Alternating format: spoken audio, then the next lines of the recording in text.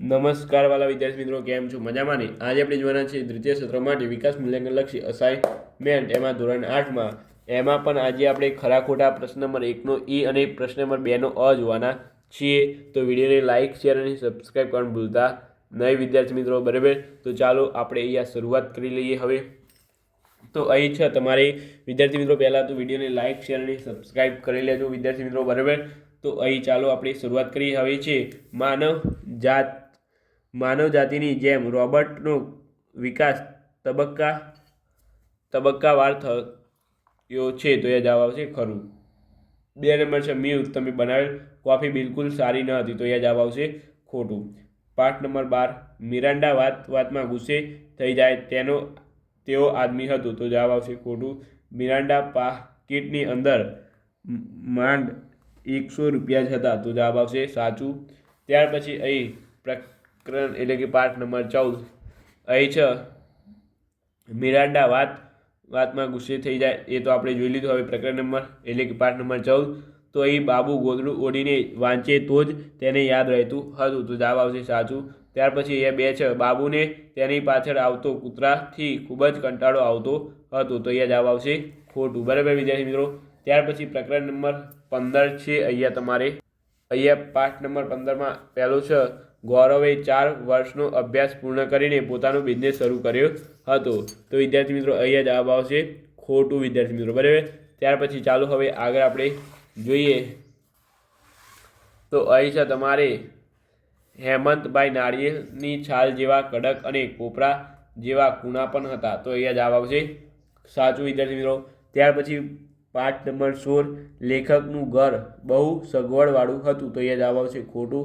ત્યાર પછી લેખકના કાકાબા ભગવાનના માનસ હતા. તો એ જવાબ આવશે ખરું વિદ્યાર્થી મિત્રો.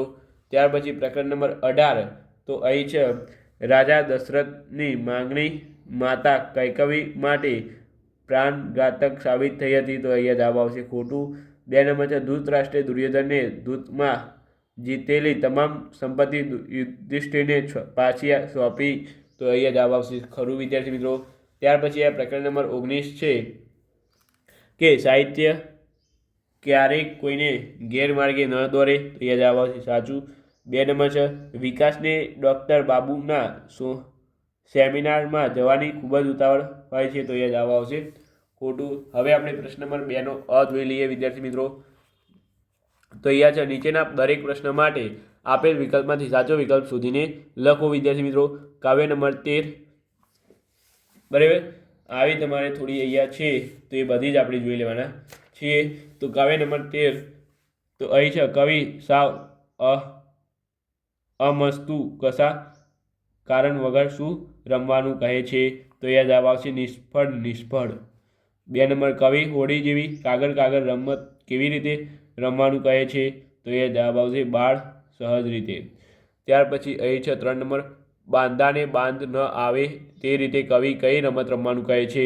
તો વિદ્યાર્થી મિત્રો અહીંયા જવાબ આવશે શ્રીફળ. ત્યાર પછી અહીંયા તમારે છે વિદ્યાર્થી મિત્રો 4 નંબર આપના જીવનમાં હકીકતે કમનસીબ હોય ત્યારે કવિ શું સરગવાનું કહે છે. તો અહીંયા જવાબ આવશે તમારે 4 નંબરમાં સ્વપ્ના, બરાબર? ત્યાર પછી આગળ આપણે વાત કરીએ હવે વિદ્યાર્થી મિત્રો. તો અહીંયા છે કવિ અડધી પડધી રાત મળે તો શું રમવાનું કહે છે. તો એ જવાબ આવશે ઝાકળ. કાવ્ય નંબર 17, કવિ ચિંતમાં શું ધરવાને બદલે શ્રી કૃષ્ણનું ધ્યાન ધરવાનું કહે છે. તો અહીંયા જવાબ આવશે ચિંતા. 2 નંબર છે શું કરવાથી જીવનના 84 જન્મના ચક્રોનું ફળ અટકે છે. તો અહીં જવાબ આવશે 9 માસ સુધી ઘરમાં શ્રી કૃષ્ણનું ધ્યાન કરવાથી. 9 માસ સુધી ઘરમાં શ્રી કૃષ્ણનું ધ્યાન કરવાથી. ત્યાર પછી અહીં છે તમારે વિદ્યાર્થી મિત્રો 3 નંબર કવિ કહ્યા મુજબ સંપાત કે ચિંતા કરવાથી શું થતું નથી. તો અહીંયા જવાબ આવશે 3 નંબરમાં તમારે કાર્ય સિદ્ધ થતું નથી. 4 નંબર ચિંત તું સિદ્ધને ચિંતા ધરે કાવ્યમાં સ્વાભાવિક કે સહજ રીતે જનાર વસ્તુ યથા સ્થાને જાય છે તે માટે કયું ઉદાહરણ આપેલ છે. તો એ જવાબ હાથી દ્વારા કોડું ગળવાનું. 5 નંબર છે તમારે ચિંતનું સિદ્ધ ને ચિંતા ધરે કાવ્ય મુજબ ઉપનિષદ આપને શું સૂચવે છે? તો એ જવાબ આવશે તમારે તે જે ધાર્યું વિચાર્યું નહીં તે જે ધાર્યું વિચાર્યું નહીં હોય તે થશે. તે જ રીતે હવે અહીંયા તમારે છે કાવ્ય 20. બરાબર વિદ્યાર્થી મિત્રો, કાવ્ય 20માં તમારે અહીં કાવ્ય 20 છે અહીંયા, તો આમાં તમારે જવાબ કવિ ક્યારે આશાઓનો દીપક પ્રગટાવ્યો છે? તો વિદ્યાર્થી મિત્રો અહીંયા તમારે જવાબ અંધારી રાત્રે, અંધારી સાંજે, અજવાળી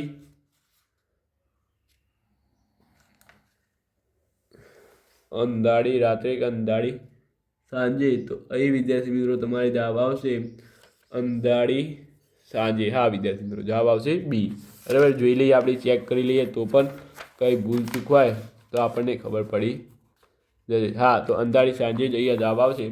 ત્યાર પછી આગળ આપણે જોઈએ કવિએ ફૂલોમાં કેવો વાયરો શણગાર્યો છે? તો એ જવાબ આવશે મખમલી. 3 નંબર છે કવિએ શબ્દોમાં શ્વાસોના રંગો ભર્યા તેથી ગામ આખું કેવું ફોર્યું છે? તો એ જવાબ આવશે તમારે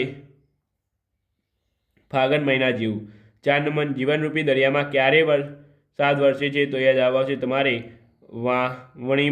વાવણી સમયે. બરાબર વિદ્યાર્થી મિત્રો, તો આ ખાસ કરીને જોઈ લેજો. ત્યાર પછી એક વાક્યના ઉત્તર આપણે બીજા વિડીયોમાં જોવાના છે.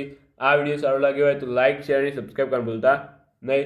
તો ચાલો આપણે મળીને આપણી સાથે. Thank you so much. Video જોવા તમારો ખૂબ ખૂબ આભાર.